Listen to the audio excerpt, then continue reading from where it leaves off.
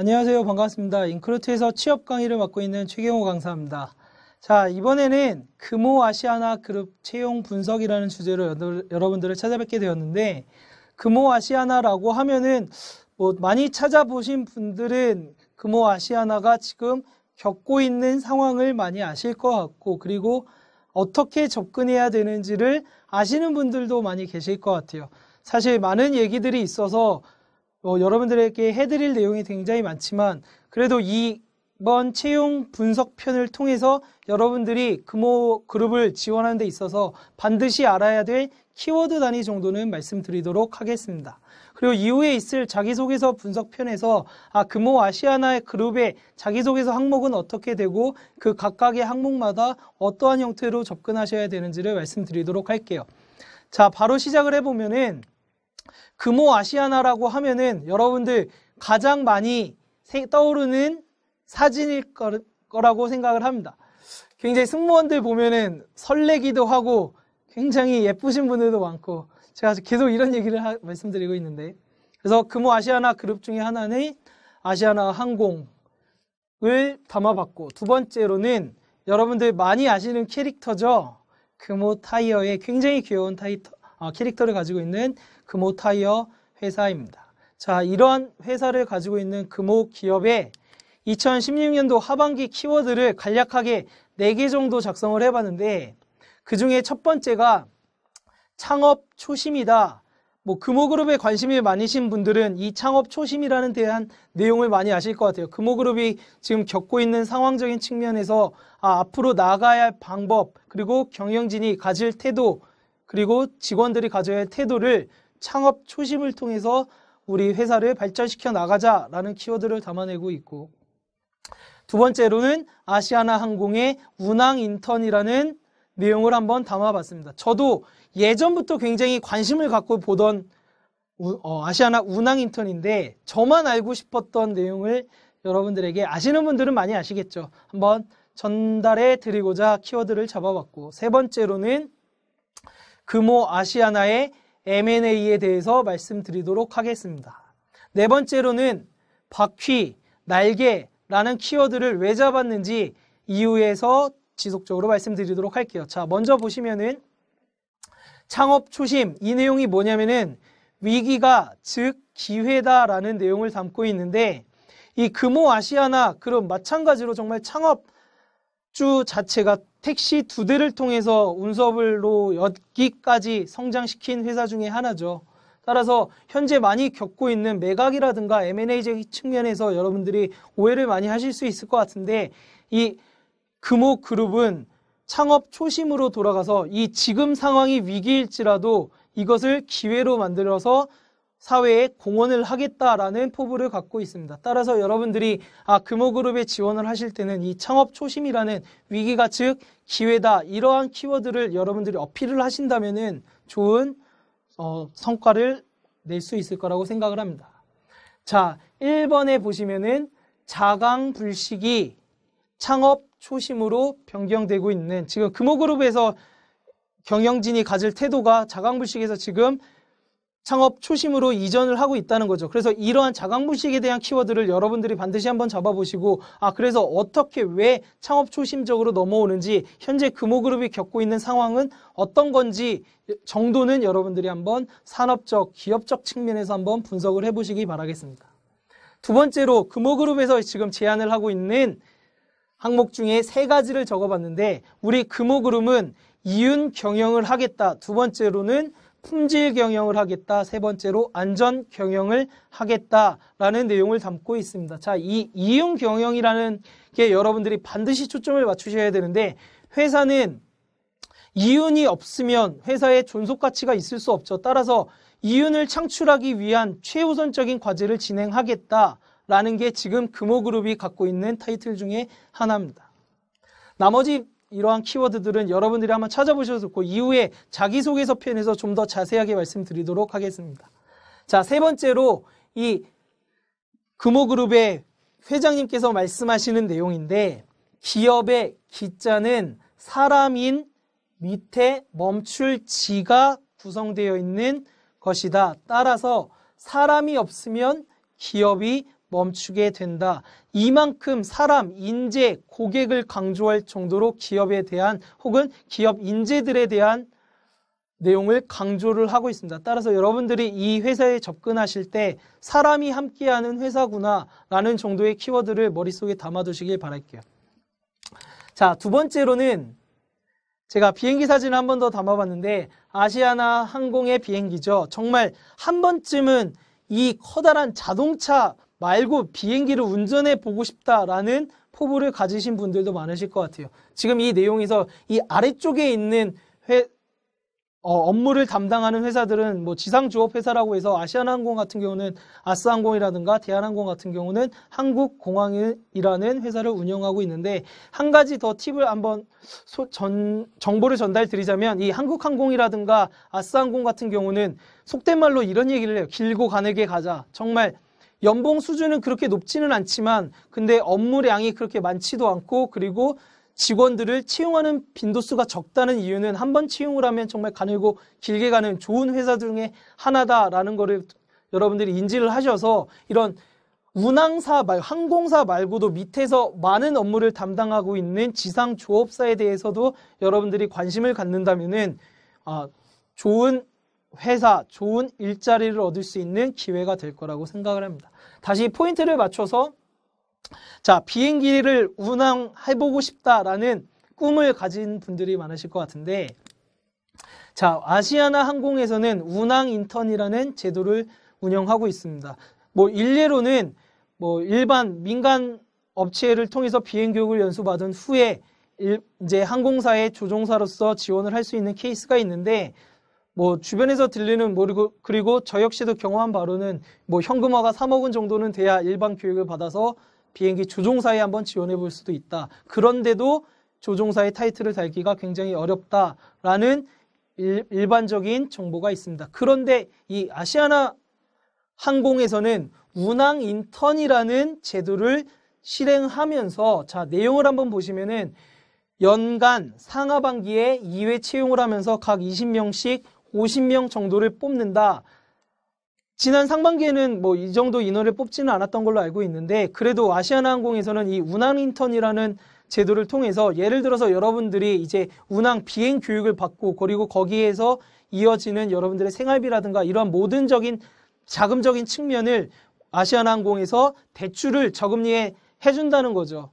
따라서 여러분들이 민간 교육을 받겠다면 3억 정도가 드는 모든 기회비용이 3억 정도가 드는데 여러분들은 운항 인턴에 지원을 하시게 되면은 채용을 전제로 해서 회사에서 저리의 여러 대출을 통해서 여러분들이 비행 교육을 받고 비행 교육 자격증을 딴 후에는 바로 부기장으로 회사에 입사할 수 있는 기회가 주어집니다.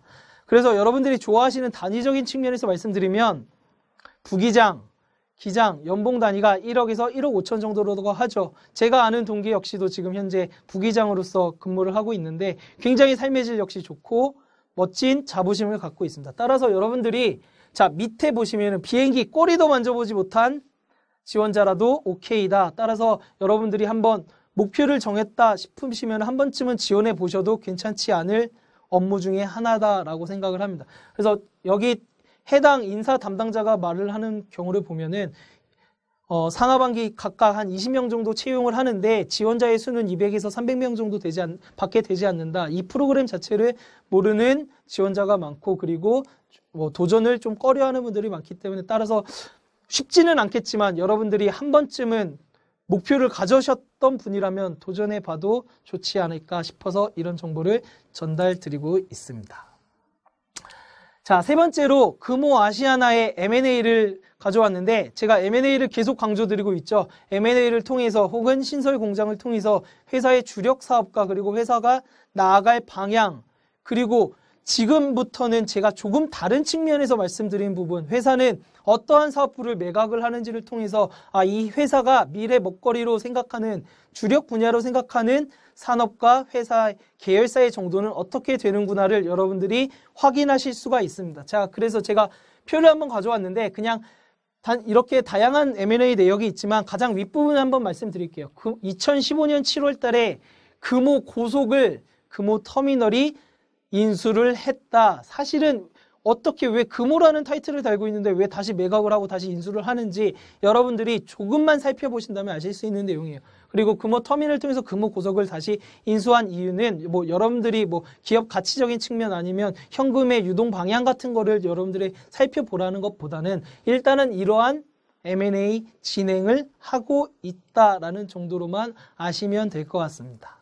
근데 제가 진짜 말씀드리고자 하는 부분은 이번에는 살짝 바꿔서 조금 조심스러울 수도 있는데 금호그룹, 대우건설, 금호렌터카, 대한통운 다시 금호고속을 매각을 하고 있다. 자, 아시는 분들 많이 아시죠?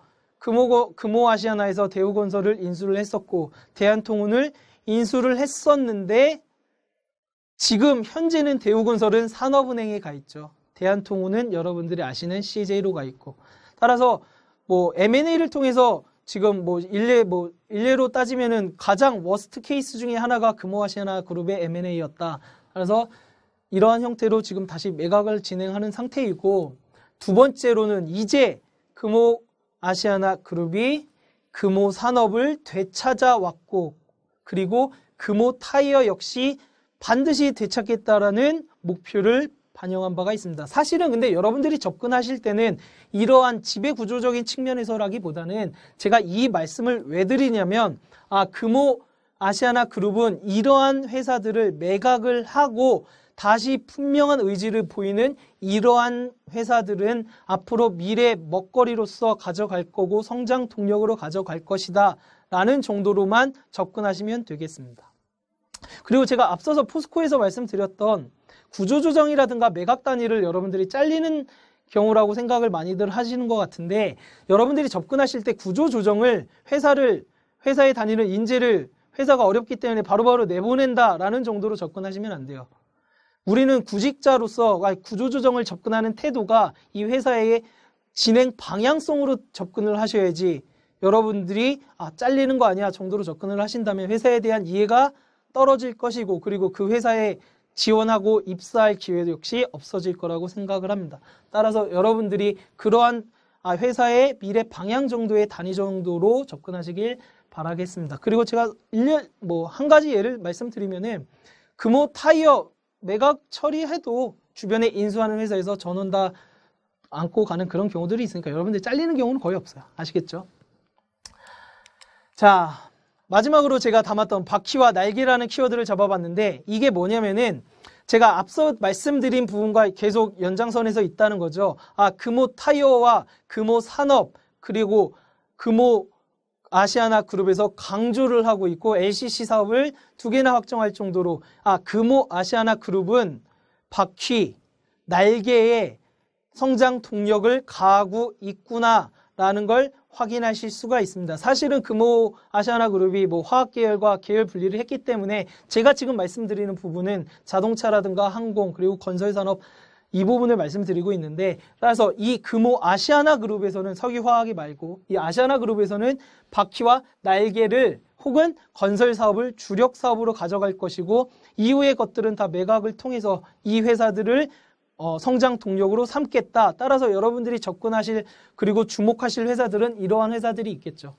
그래서 여러분들은 반드시 M&A는 어떻게 진행이 되고 매각은 어떻게 진행되고 이 매각 과정을 통해서 M&A 과정을 통해서 이 회사의 주력 산업은 이렇게 된다. 그렇다면 나는 이 금호타이어라는 회사는 어떠한 회사들과 경쟁을 하고 있고 금호타이어에서는 어떠한 성장 동력을 가지고 있구나. 예를 들어서 타이어를 만드는 경쟁 업체들이 굉장히 많죠. 한국 타이어도 있을 것이고 외국의 구디어라든가 이런 타이어 회사들이 굉장히 많은데 그러면 이 각각의 회사들이 갖는 특징 단위가 조금씩은 다르게 가지고 있습니다. 포지셔닝을 약간씩은 다르게 잡고 있다는 거니까 예를 들어 한국 타이어는 친환경 소재에 집중을 하겠다.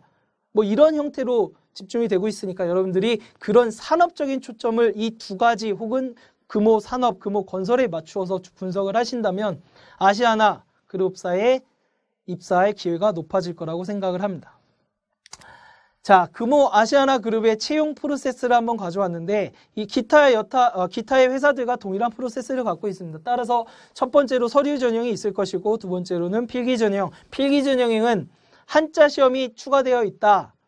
왜 창업주가 한자를 굉장히 강조를 하고 있다라는 부분을 좀 머릿속에 담아두셔서 한자 시험에 대해서는 어떻게 접근해야 되지? 뭐 이후에 말씀을 드리겠지만 이 한자 정도가 그렇게 어렵지가 않고 사실 한자를 많이 아는 사람들이 거의 없습니다. 따라서 여러분들이 접근하실 때 금호 가려면 한자 또 지금 자격증 따야 되는 거 아니야? 라고 접근하지 마시고 한자 시험 부분에 있어서는 변별력이 그다지 없다라는 정도로 여러분들이 금호를 원하신다면 지원하셔도 될 것 같습니다. 이후에 1차 면접, 2차 면접을 통해서 이제 지원자를 뽑고 있으니까 이러한 채용 프로세스를 가지고 있고, 자, 채용 내용을 한번 보시면은 특기사항이라고 적혀 있는데 석사, 학위, 우대다. 자, 어디냐면 금호 타이어에서 영구직군만 상반기에서는 뽑았어요, 사실은. 근데 이 영구직군에 들어가는 인재들은 기계공학 뭐 이러한 다양한 공학도들이 있을 텐데 왜 이렇게 석사, 학위를 우대하느냐?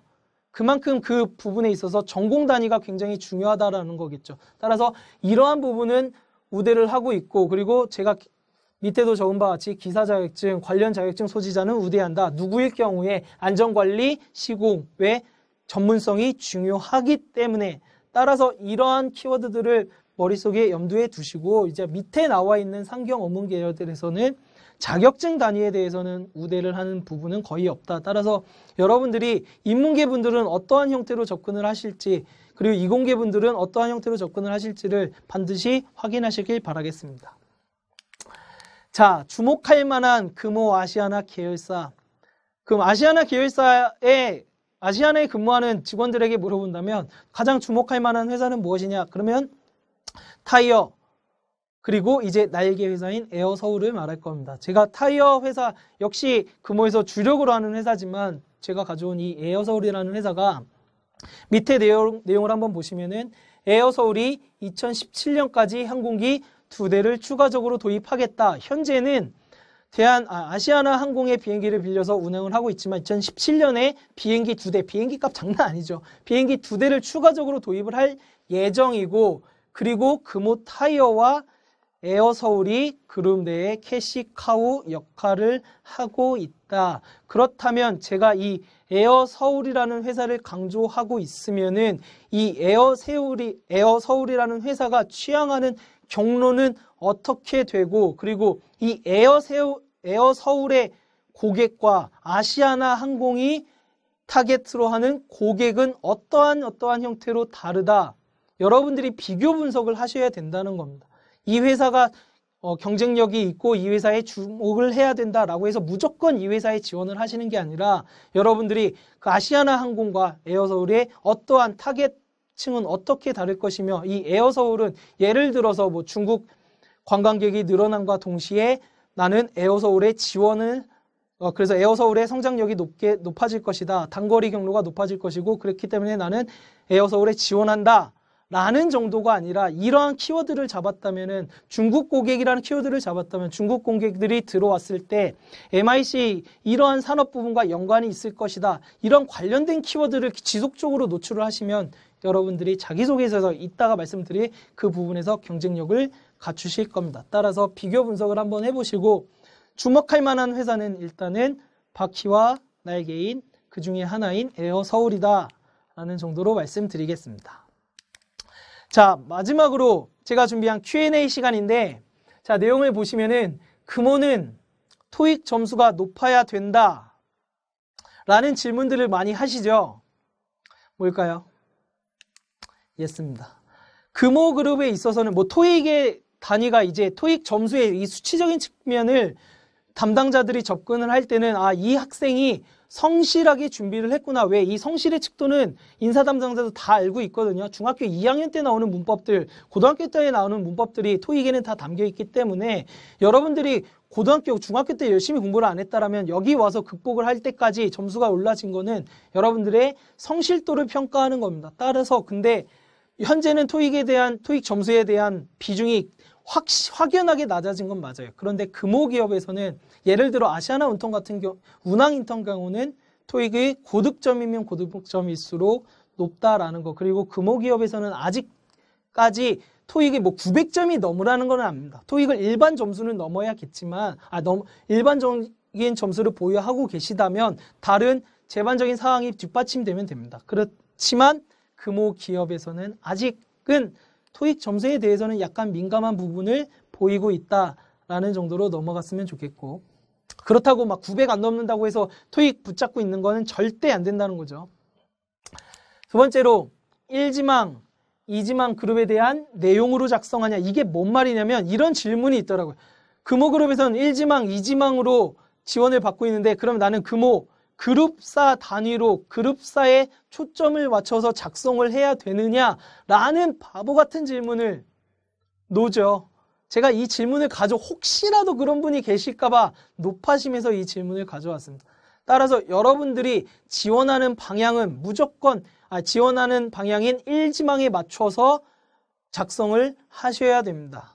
아시겠죠? 그래서 1지망, 2지망을 이렇게 나열하게 되는 회사들은 여러분들이 1지망에 지원했을 때 2지망에 좀 더 어울린다면은 기타의 지원자들이 아니라 여러분들에게 기회를 제공을 더 하고자 하는 기업들이거든요. 예를 들어서 LG, 애경, 금호 같은 기업들.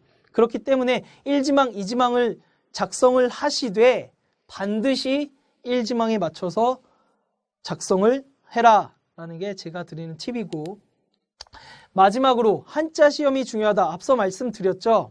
한자 시험을 통해서 변별력은 갖추어지지 않는다 별로. 따라서 중요하지는 않다. 다만 시험 전에 여러분들이 일주일 전에 인적성을 공부하시는 게 아니라 지원서 작성과 동시에 혹은 그 전부터 인적성을 공부를 하셨어야만 합니다.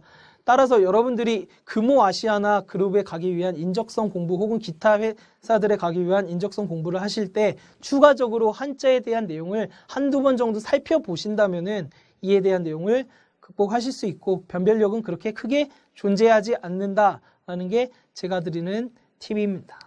자, 여기까지가 제가 말씀드리는 금호 아시아나 그룹의 채용 분석이었고, 이후에 있을 자기소개서 편 강의를 통해서 자기소개서는 어떻게 작성해야 되는지를 명확하게 말씀드리도록 하겠습니다. 감사합니다.